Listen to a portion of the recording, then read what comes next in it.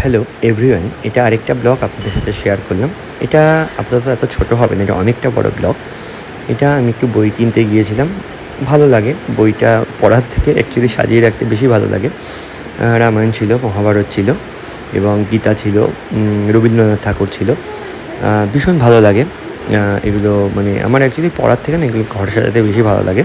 আমি একটু মানে শিক্ষিত পার্সন নই। যাই হোক, এগুলো দেখতে দেখতে অনেকটা সময় লেগে গেছিলো।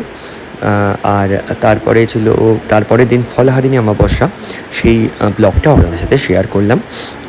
আর এটাতে মানে বইটা কিন্তু ভীষণ ভালো মানে লাগে। জানি না আপনাদের কেমন লাগে, বাট আমার কাছে ভাই ওল্ড ইজ গোল্ড।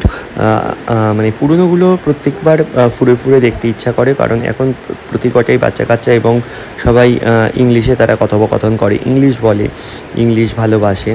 বাট আমি এত ইংলিশ পারি না, আমি বাংলাটাই মোটামুটি পারি, অত ঠিকঠাক কথাও বলতে পারি না।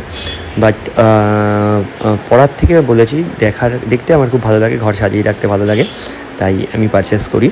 এবং তারপরে ওই গোপু সোনাদের আমি ফলহারিণী অমাবস্যাতে ওনাদেরকে যেইটুকুন পারি, একদমই পারিনি, মানে একটা ফল দিয়ে পুজো দেওয়ার চেষ্টা করি।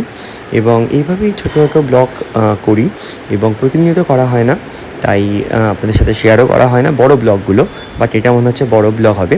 অবশ্যই ভালো লাগলে সবাই ভালো লাগবেন, এবং অবশ্যই টাটা, সাবস্ক্রাইব করবেন।